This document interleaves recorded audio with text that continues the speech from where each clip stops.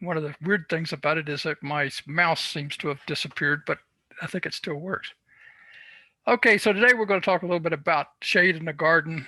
Some of you may remember, or maybe not, that I did make a presentation like this a few years ago. I've done this presentation in a couple of different places and different times, but I decided to really revise it and make it maybe a little more humorous and a little shorter, and to talk a little bit about some of the things that I've observed while working or resting in the shade, uh, depending on what you think I get done. Before we do that, I wanted to recognize, of course, that one of our members, George Cecil, passed away a week or two ago. And of course, we also lost Glenn Palmer and Lynn Purdue. Glenn Palmer and Lynn Purdue a few weeks before that. These were all good men, and we're going to miss having them around. They loved working in the garden, and everyone helped the club out in their own kind of way. So let's move into our presentation for today. Here's a quote to start us off: that woodland gardens are stylized versions of naturally occurring tree-dominated landscapes that are quintessential shade gardens. That's from a book that I've been reading called Glorious Shade. It's kind of, I guess, a minimalist book. It's not got a lot of technical information in it, but it's got a lot of design stuff, and it's kind of interesting. But I don't come to woodland gardens very naturally. The picture on the left is my backyard growing up. You don't see any shade there except that little bit that's around the bottom of the cotton plant. We would hoe cotton in the summer heat, and the only shade we had, we were often barefoot. We'd hoe cotton barefoot, and the only shade we had was that little bit of shade around the bottom of the cotton plants. And we'd dig a hole to put our feet down to get some cool stuff. Then later, I lived in Arizona for a long time, and the Sonoran Desert is also a place where you really have to look for significant shade. At least you have a little bit of shade from the rock outcroppings, but it's not something that really comes by naturally. Uh, I went from there to living in Maryland, and then here in Western North Carolina, and I've come to love uh, shade and gardening in the shade. But I've also found out that it's easy to make a lot of mistakes, not maybe irreversible mistakes, but it's a learning process to learn how to deal with shade and woodlands. This is a picture from last Thursday of my backyard. You can see some of the issues that are big here. One of the things is that there's a lot of leaves out there. This is still incomplete leaf drop. I did a little bit of blowing of the leaves away, but I haven't really got out there and pushed it yet because there's still quite a few to come down. So I'm waiting for that to happen. But today we're going to talk about some things that I've kind of thought about relative to the shade. First is this kind of the idea of what I call throwing shade, and I actually kind of created these to be a little bit humorous. Maybe they are, maybe they're not. But anyway, we're going to talk a bit about throwing shade. We're going to talk a little bit about sex in the shade, and we're going to talk about 50 Shades of Green. And finally, we'll talk a little bit about living in the shade. All things we might take in different meanings. First, let's set a little bit of a characteristic of where we're working. We're really talking about Southern Appalachia. And it's a very interesting set of characteristics. It's a mixture of the southeastern United States and New England.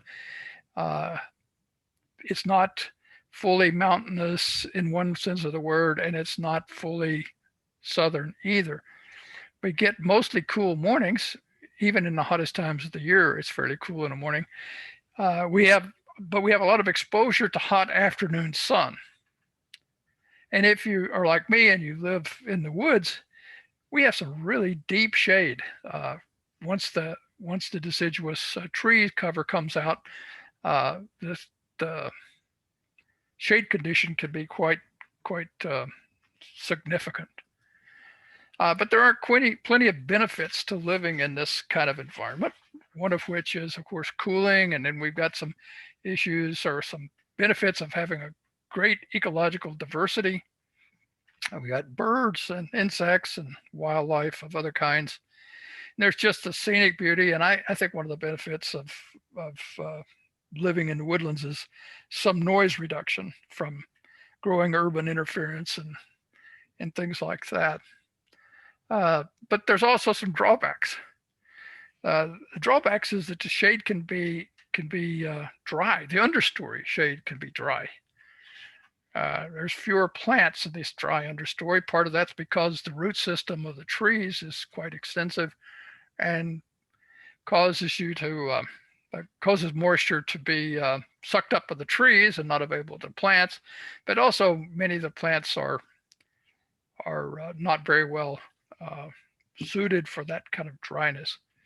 There could be some aggressive plants, and there could be some invasive plants and unwanted wildlife that can come up and involved in that in these woodland gardens. Warren had a picture of his start of the bear in his yard. We've had 2 or 3 bears this year. Squirrels are my long-term nemesis here. I have a lot of difficulty with this. But let's start on our 4 ideas. The first one is this idea of throwing shade. Throwing shade, of course, is a sort of an urbanism that really talks about disrespect, or shade is that kind of side of a person that maybe they don't really want to let come out. But in the garden itself, there's several different definitions of shade that come about that could be looked at. Typically, we see 3 levels of shade talked about, sometimes 4 levels of shade talked about.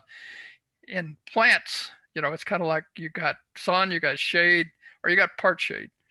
But what we've really, if you look at it and you think about it, there's a lot of different kinds. Larry Mellenchamp, in his book, The Native Plants of the Southeast, he characterizes all these plants on a couple or 3 or 4 different shade characteristics, but he doesn't really, as most of the people who write these kind of books, doesn't really get into how plants might differ in their acceptance of shade or not shade. That's kind of an thing that someone has to experience. Let me go back. Then there's this planting in the sun or shade is a extension publication from Penn State University that has another set of definitions that are, they're similar, they overlap, but they cause you to have some concern about, what is really shade to these plant characteristics. This publication, Landscaping with Native Plants, is one that's been around. It was produced by several organizations, in combination by several organizations. And it's really focused on the idea of landscaping with native plants, but they talk a bit about going from full sun to full shade. I took some emphasis at previous times about part shade to full sun. So what do we know in throwing shade is that not all shade is equal. And so I've come up with this group by sort of going through and combining several different kinds of publications to find information about shade. Full sun must get sun all day long. Well, at least 6 hours or more of direct sun. And I think it's important to understand that is direct sun. That's not filtered sun. That's not other things. This is kind of condition that really is probably best for vegetable gardens and things like that. Prairie plants, wildfire gardens, typically are things that need full sun. Lawns and grasses need some time of full sun. Then we have part sun. Part sun is sort of saying you've got from 4 to 6 hours of sunlight, and it's usually kind of only in the morning or only in the afternoon. And probably many of us have that kind of characteristic in our gardens. I certainly do. I have cool morning sun on one side of my house, and on the other side of the house where the sun comes down, I get these intense afternoon sunlights. Then we have part shade. Short periods of direct sunlight, but mostly indirect sunlight. This could be considered to be filtered, sort of open shade, filtered shade, or high shade. These are places where you get 2 to 4 hours of scattered, uh, scattered shade, scattered sunlight. This is what most of the understory and large woodlands is really about. And then probably the last piece is we don't think a lot about this, but shade is no direct sunlight. Well, less than 2 hours of direct sunlight. Uh, we probably don't have too many places where this applies, but it could apply, for example, next to a building or a fence, or in some cases, extremely dense foliage from things like arborvitae, hedges, or big hedgerows where just happen to be positioned in the right way. You don't get any real sunlight there. And different plants, different strategies are available for each of those different kinds of circumstances.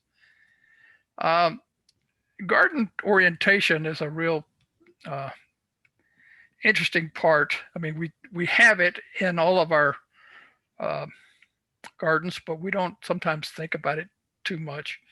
Which way does your garden face? Well, this garden faces south. In other words, north is straight up.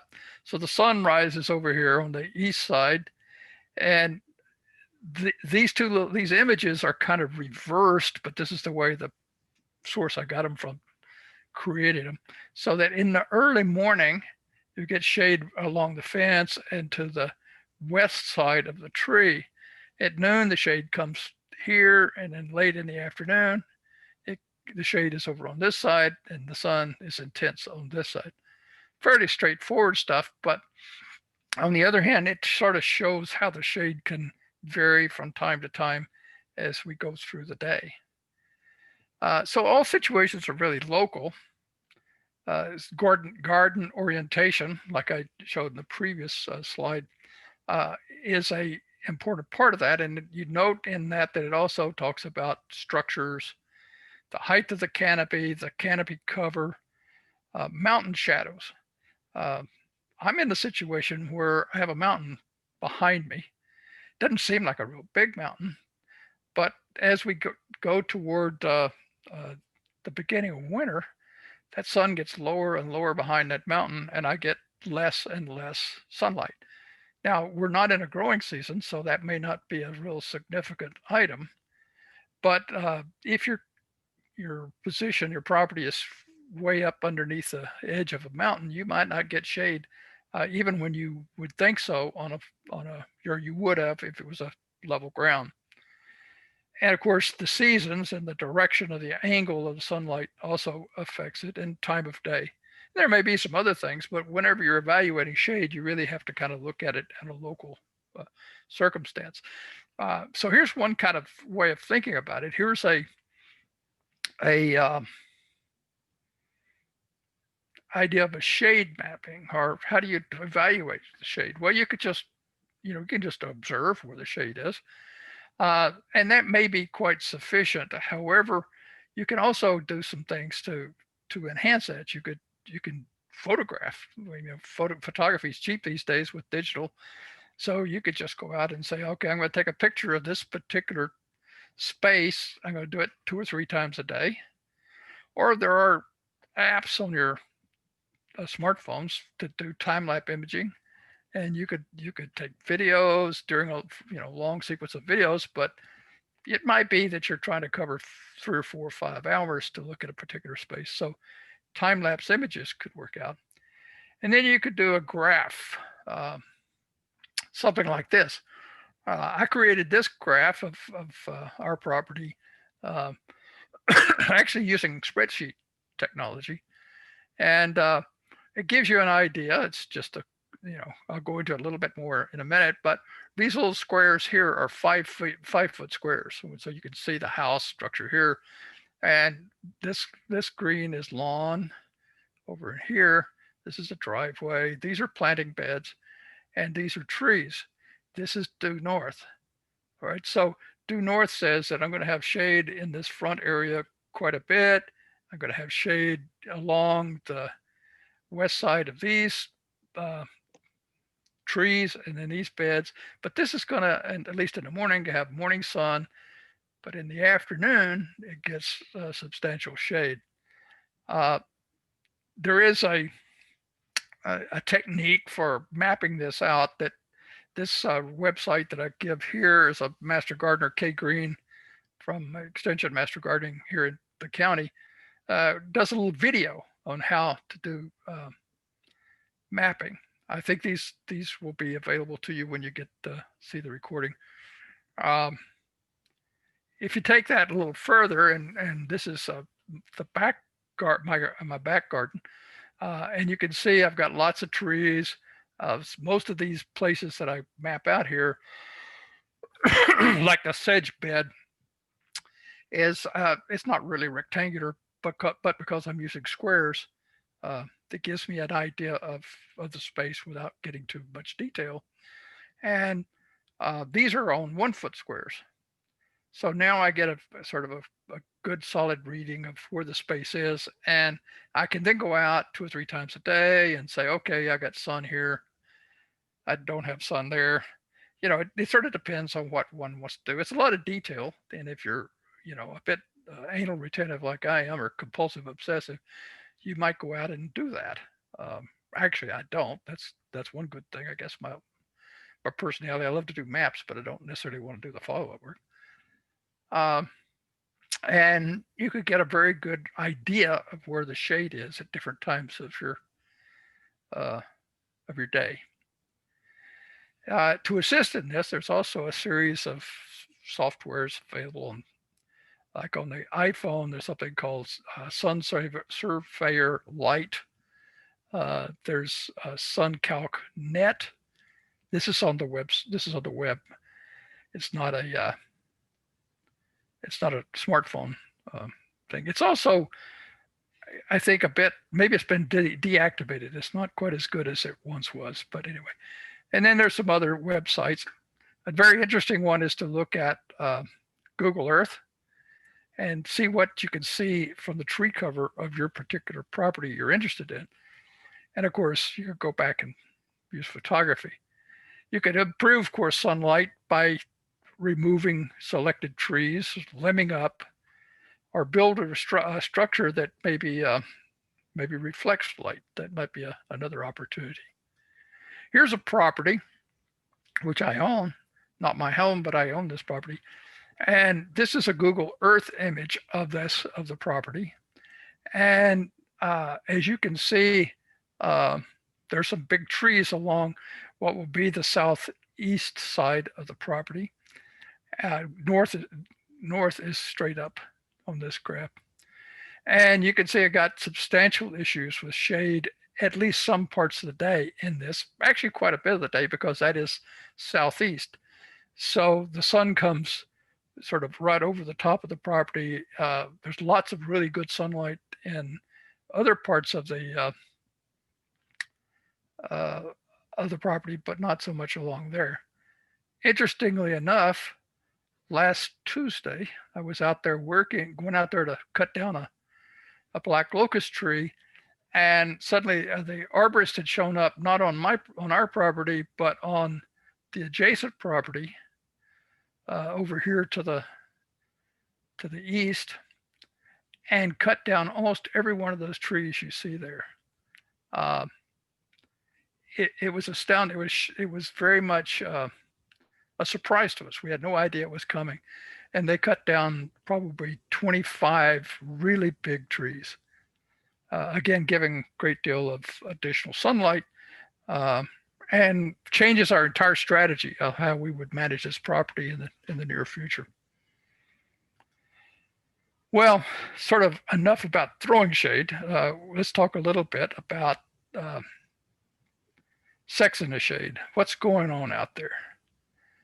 Well, of course, I'm not talking about people, but I'm talking about the ecosystems that exist in your shade garden. The plants, the insects, the birds, the other wildlife, other critters that are there. The soil microorganisms also play into this whole sort of ecosystem adventure. The picture here on the right is a picture of acorns, a result of reproductive activity in a chestnut oak in my backyard. A couple of years ago, I picked up 15 gallons of acorns under one chestnut oak tree. This year, I picked up about a half a dozen. So it varies a great deal from year to year, but there's a lot going on. And if I'd left all those acorns out there, I'd have a chestnut oak forest right now. So one has to kind of consider what's going on in the shade. And that's sort of created by what might be called forest succession. You start with small plants on the left, and you move to a shrub stage all the way to a climax forest on the right side. Our property is about its second growth, probably 120 years old. After the lumber people came in and cleared much of this area, the trees that came back naturally created a small forest. And even though the trees are fairly tall, they're certainly not necessarily considered climax forest. They would be considered sort of a mature forest. Another way of looking at it is to talk about landscaping and management and forest succession. You know, we're moving across time from left to right. The annual plants and perennial plants with grasses and shrubs and softwood trees, and then ultimately hardwood trees. So all of that creates sort of an environment for managing, and all of that is created by the reproduction processes of the plants that are involved. And excuse me, I had to have a little water there. And of course, the ecology, the birds and the insects that exist in this woodland areas. Well, these woodlands can be defined defined by some scientists as plant communities. These two publications are publications that talk a good bit about plant communities. Some of you probably read the one, Wildflowers and Plant Communities, Tim Spira. He's spoken to our club several times, as has his wife, Lisa Wagner. They moved from Clemson to Asheville a few years ago, and have our garden over in the Montford area. The other book, Planting in a Post-Wild World, really explores the succession of movements to woodlands of different kinds of ecological systems. And in those descriptions, you come up with something like this, and combining with what I showed you earlier, that in our woodlands, we have essentially 7 layers. We have tall trees, lower trees, shrubs, herbaceous plants, ground cover, vines, and root layers.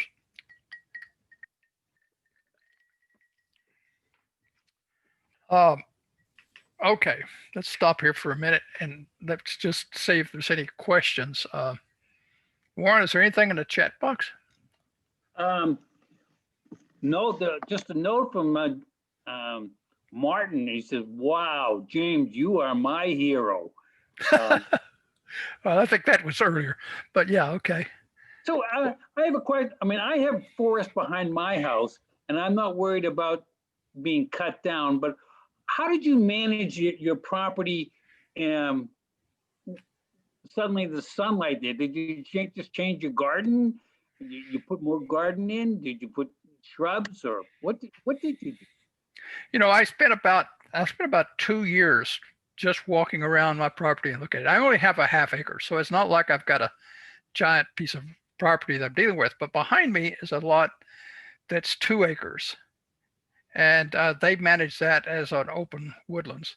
And then behind them is the Pisgah National Forest. So there is, you know, tree cover everywhere.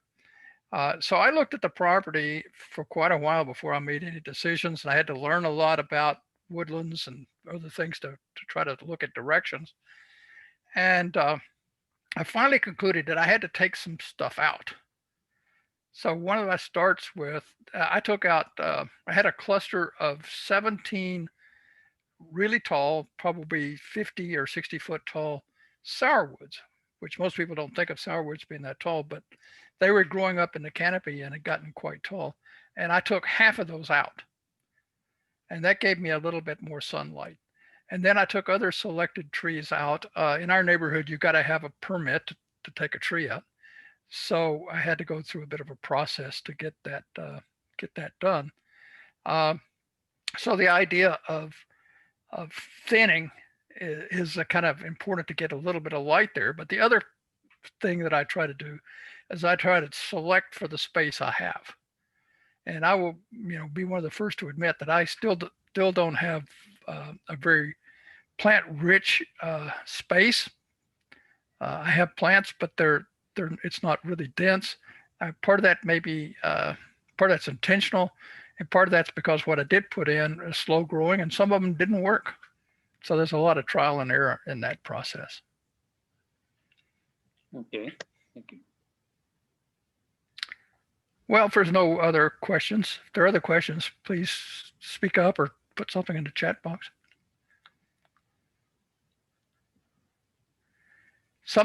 Tom wants to be unmuted. No, anybody want? I'm sorry, I'm not. That's me mousing over. I'm sorry. All right. So what about this 50 Shades of Green? Well, playing off, of course, 50 Shades of Gray, the question sometimes is thrown out that in the woodlands, what plants you do get is almost entirely green.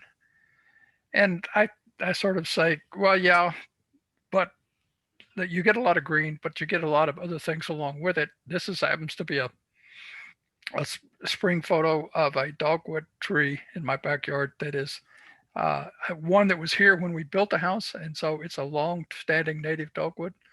And it has a frilliness and a beauty that can only be done of one that's been in the understory for a long time and has got lanky and long and kind of drawn out. Of course, the key is to try to select the plants that really work. You got to evaluate plants to think about the expected light and shade that you might be experiencing. You got to think about whether you're going to have native plants or a mix of plants. And again, that when you get the mix of plants, you've got to evaluate them on some other kinds of conditions. You got to look at the location, the view, the access to the particular place where the plants are going to be, what water is going to be needed, how big they may get, how far apart you want to space them. And I'll say there that in the fairly deep shade, you don't get as fast a growth as you might if you had more sun. Many people talk about the shade as you've got to really evaluate the edges. That most of your flowering plants, maybe the more striking plants, are planted along the edge. And certainly in the next comment section, Tom Mills might want to comment because he's got a beautiful shade garden that has all kinds of plants in it. I would also point that you can evaluate a lot of plants using a new and expanded called the Plant Toolbox from North Carolina State University, and it gives you a lot of places that you can check plants, and it's quite good. It doesn't have everything in it, but it's got about 6,000 plants in it or something like that. One of the questions that comes along with that, and you saw that I said native or mixed, is the question of whether you're going to put in your woodland gardens, if you're going to put native plants. And I love native plants, and initially I was going to just do native plants, do nothing but native plants. And some of that is based on my reading of the work of Doug Talmy. And I don't know how many of you've read any of his stuff. He's an entomologist, professor of entomology at University of Delaware. He's a widely sought after speaker and lecturer and has written a lot of stuff. And I just recently bought the book, Nature's Best Hope. And then I started reading some of the reviews of Nature's Best Hope. And one of the things that comes up is that Dr. Talmy is not considered by many of his colleagues to be that great a scientist, that he in fact ignores a lot of the science, and that some of the science is around the idea that if you plant more native plants, you get more pollinators, you get more insects, and therefore you have more birds and more wildflowers, etc. Well,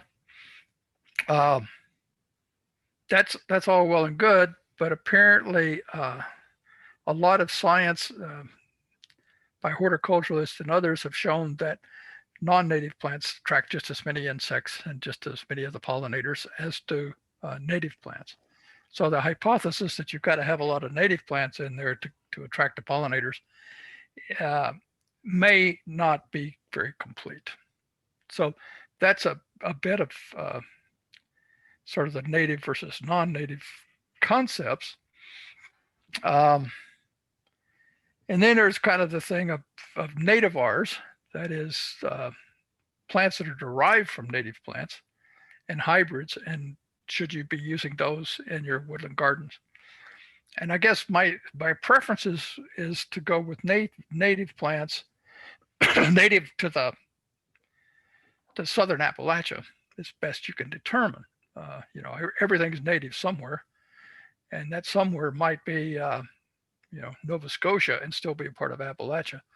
So you really have to think about what you're going to put in as your native plants if you're going to use native plants. So I mix a few things in here and there that are not native, and I do it for texture and color and other kinds of aspects of it. This particular research paper that I show here, are native trees and shrubs better choice for wildlife in home landscapes, by Linda Chalker Scott from Washington State University, is a literature review of the research, hundreds and hundreds of articles that affirm the idea that natives are not necessarily better.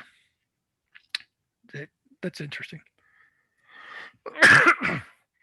When you're looking at your own garden, one of the questions might be to look for plants that are already out there.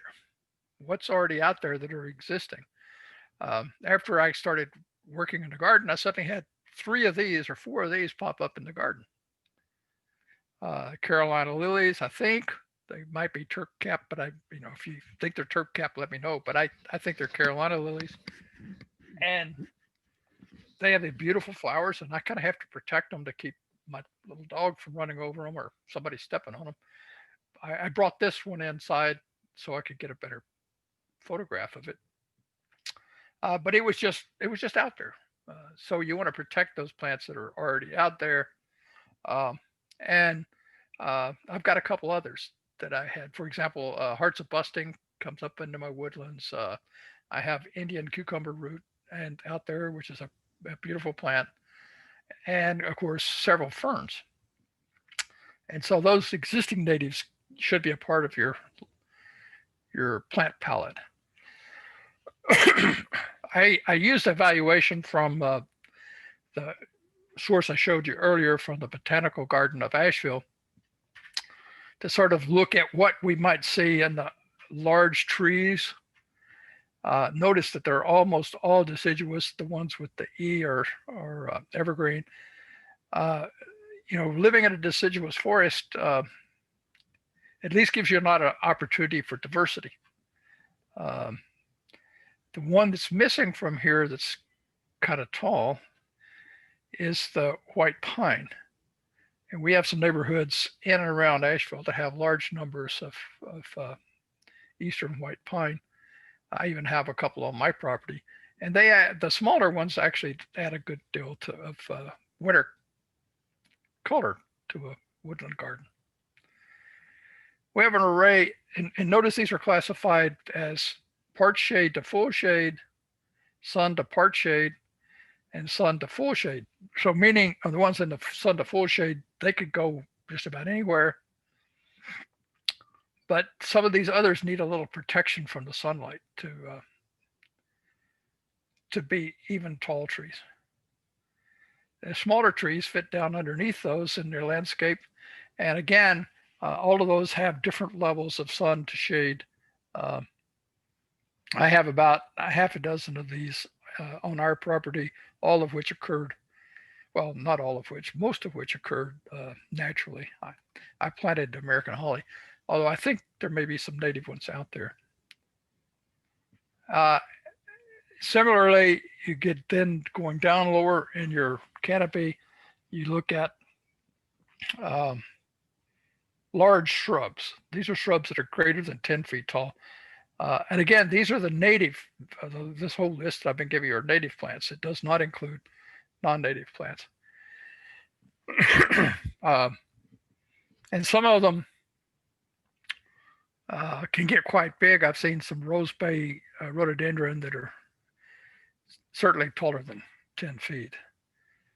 It can be kind of leggy, and especially up and underneath the trees in the forest. Then there's sort of a series of mid-size shrubs that most of us are trying to plant and are familiar with. The rhododendron, the azaleas.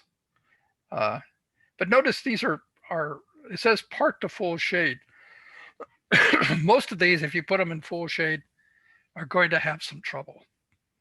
For example, I have a Carolina rhododendron that's in what I might call full shade, or at least speckled shade, and it does well.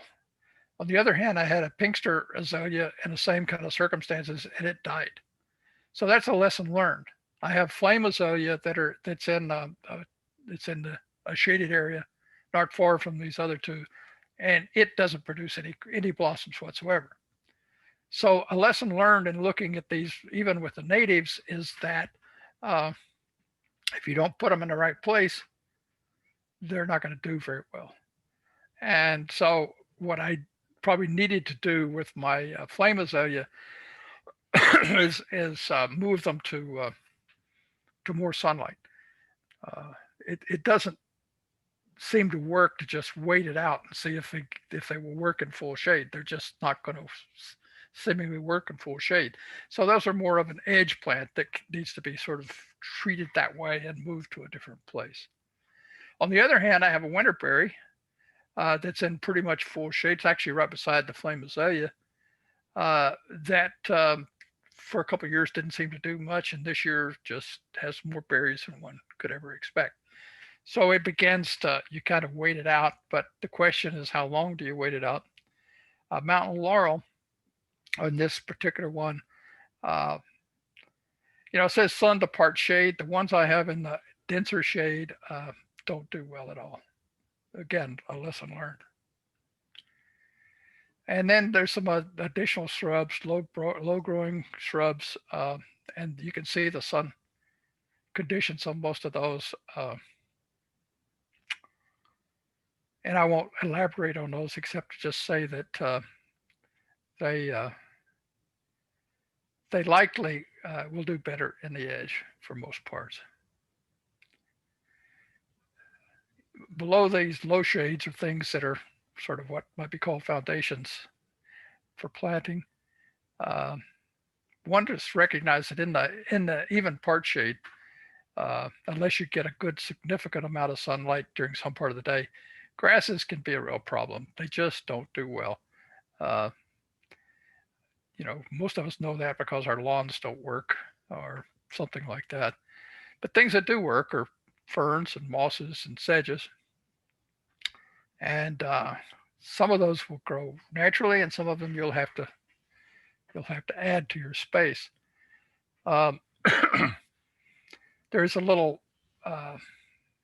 blog article at the Buncombe County Master Gardener's Space on landscaping for shade, and it has some additional information about those kinds of situations.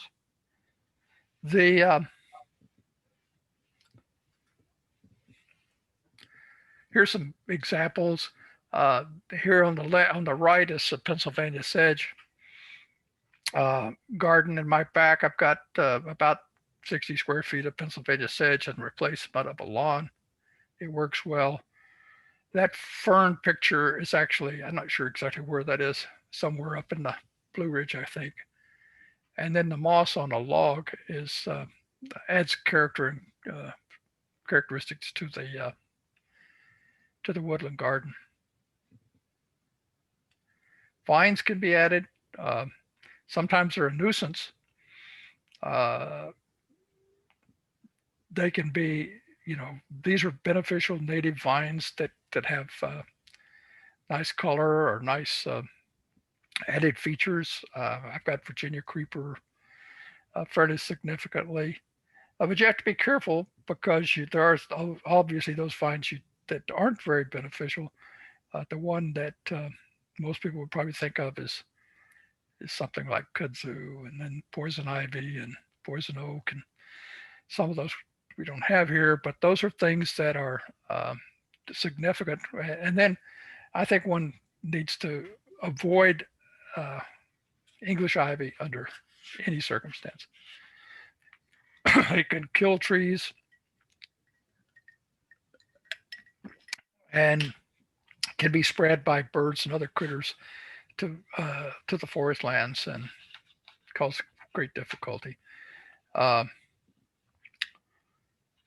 So vines can be helpful in the understory, but you got to kind of keep control on them. They could be invasive if you've got, as I do. I have birds dropping Oriental bittersweet in my yard, so I have to continually look for them when they're very young and pull up those Oriental bittersweet and keep it from growing. Many of the trees that were cut down on the other property that I was showing you earlier had Oriental bittersweet climbing 20, 30, 40 feet up into the top of those trees. So you really have to, it really is helpful if you can get out there and pull it up when it's small and kind of look at it. And I also have some issues with brambles that get spread into the understory by birds. Sort of a little mosaic of herbaceous plants that could go in the understory. I have a couple of those that are in place. You can always add more of those kinds of things, but some of them are quite good and expand. Foam flower expands really rapidly. Most Solomon seals a little slower. Heuchera, I guess that's alum root, is also expands pretty well. But some others don't do quite as well. Early spring, you end up with a foam flower on the right. I hope it's a foam flower. That might be a heuchera. And on the left, you have bluebell. These are early spring flowers that add color and make it look interesting. My earliest plant that I have come out is the bloodroot. And, I bought that and put it in place, and I thought, man, this is going to be spectacular. Well, of course, it's an early ephemeral, and it has a nice little flower, and that's it. It's gone. Columbine's a little later in the spring and adds a great deal of color. This is a hybrid. And I have several different variations, including some native. On the left is, through the seasons, you get some interesting kinds of color in the herbaceous level. On the left is Carolina yellow-eyed grass. This came up just native in one place in my yard, so I have to kind of protect it and keep it from getting stomped on or something. But it's a cute little flower. I've added blue-eyed grass in a couple of places, and these occur very early and then kind of go away. While geranium, on the other hand, could be used as a ground cover and will bloom a little bit later in the spring. One of the interesting things to try to do is to put containers in the shade and put your plants in containers. If they're not too big, you can bring them in if you need to. It may be better to just put something that you could expect to, annuals or something. That's what I tend to do. But you could also put in perennials in there that maybe the soil condition is not right. That's a plant that would be better in a non-acidic soil, and you have acidic soils. Man, my voice is failing. So you have different levels of planting that can take place. Go beyond hostas. A lot of people love hostas. They add a great deal of texture and look pretty good. But the reality is they're non-native. And if you went trying to look at natives, you might look at some heuchera or foamflower or astilbe, foxglove, primrose. A lot of different plants that could add something beyond the 50 shades of green. Here's a planting at a home that was on the garden tour a few years ago of relatively immature plants, but it's a mixture of heuchera and fern and other plants, and I'm sure that's filled in significantly since then. It seems to be underneath a redbud tree. And it has a rock border that kind of adds texture. The last of our 4 topics is the one of living in the shade. And here's one of the critters that lives in my shade. And I have a lot of them, and my little dog hates them. And so we have a running battle with these squirrels. And of course, they're also depositing nuts and acorns and various things that you have to battle throughout. So you have unwanted plants that come because of these these particular critters. You have weeds, of course, but one of the significant ones is sprouting acorns and seed. The biggest weed I have is small trees. You've got to continually work to keep those out. And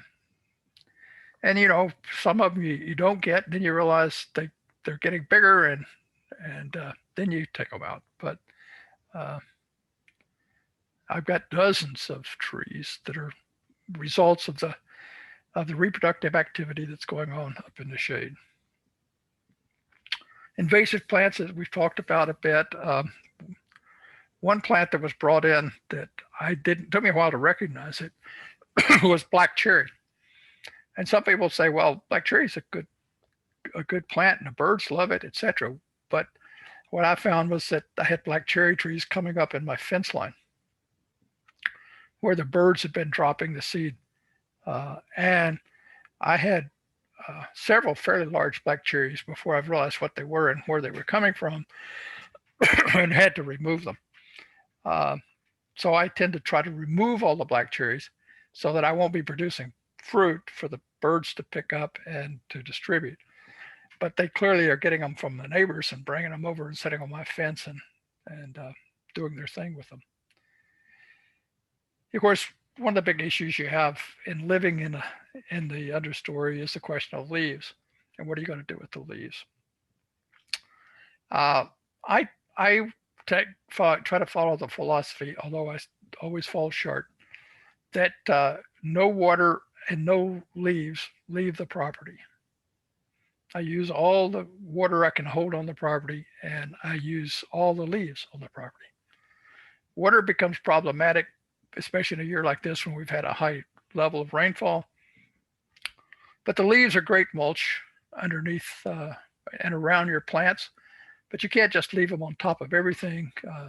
So sometimes you've got to move them, you've got to grind them. I have a couple of different kinds of grinders that I use to reduce the bulk and to try to not cover up plants so that it will smother them. So again, it's a way of doing things that you kind of have to get used to and think about. Of course, then you also have to think about thinning and pruning those things that you do want to save, or the growth that is unwanted, and move that out. Invasive plants, I've mentioned a few of these. Some people might differ with a few of them, but I took out several hundred square feet of privet this summer. Not fun. And the stilt grass, of course, is a problem. Vinca, Japanese honeysuckle are very common, especially in older properties here. English ivy is very common. All of these occur very frequently in woodland gardens and need to be avoided if possible.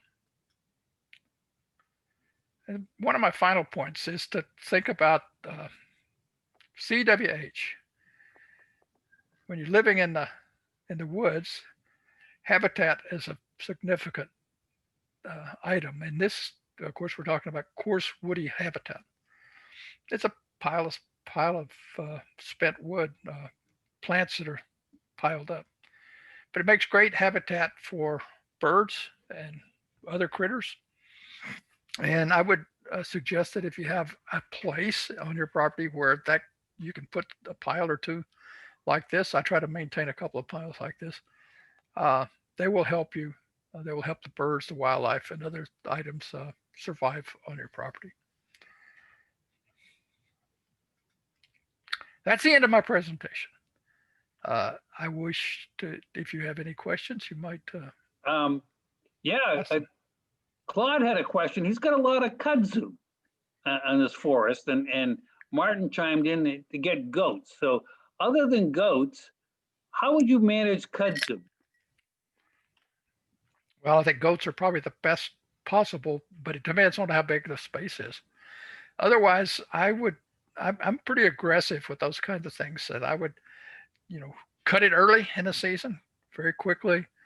I don't know a whole lot about the growth habits of kudzu. I don't know whether it comes back as a perennial every year, if it comes back from seed.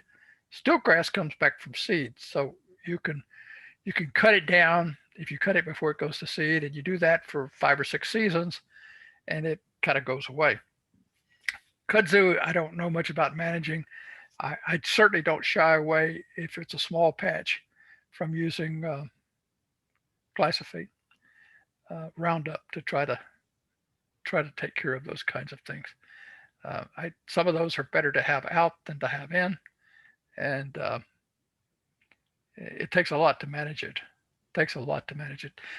Even taking these privet out it's a big chore. I cut them and they come back from root. You gotta try to spray them before they come back. It's a continuous process. I paid somebody 5 years ago to take all the privet out. They did, and they sprayed the stumps, and it all came back in 5 years. And so this year I had to take it out again. I did it myself. So we'll see how well I keep it out, but it's a big chore. We got a question from Dave Waynan. How do you control locusts? Black locusts, I'm assuming. Tree? Are you talking about locust trees? Locust, Locust. Yes, locust trees. Yeah. Locust trees. Yeah. Well, I don't. I actually like them, but well, I shouldn't say it quite that way, quite that flippantly. If they're coming up from root pieces, I cut them when they're very young, and pull them out. You ultimately have to kind of kill the rootstock, because they'll come up from a root that's left under. If you dig up the tree, they'll come up from a root that's been left in the soil.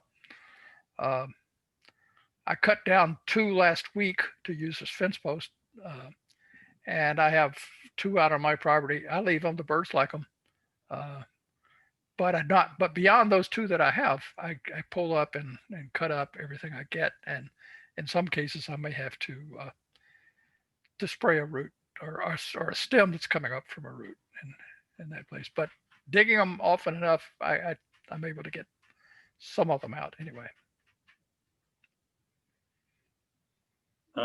Claude chimed in with a point. Kudzu puts out deep tubers about every 6 feet along the vine in the ground.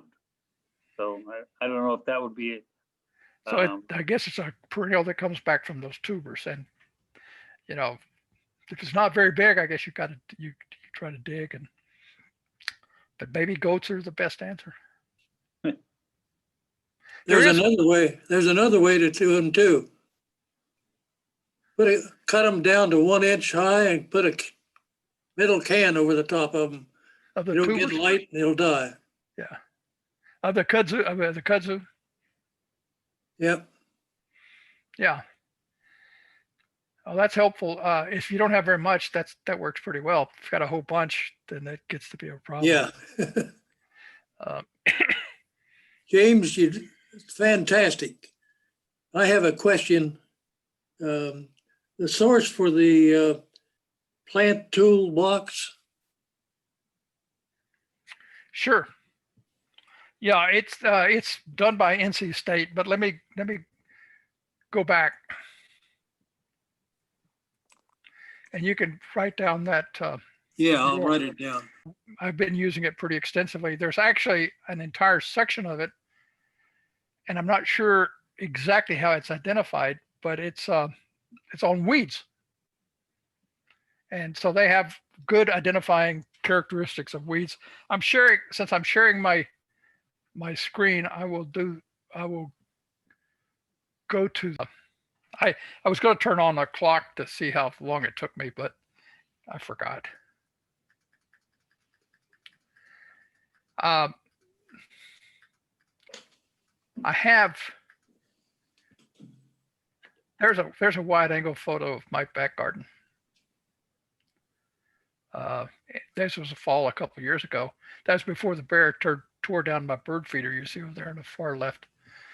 I don't put out bird feeders much anymore because the bear have come over that little fence without much problem. James, I checked the clock and it was basically an hour. Okay, is that too long? No, it's fine. I think it was great. Thank you, Jerry. Thank you.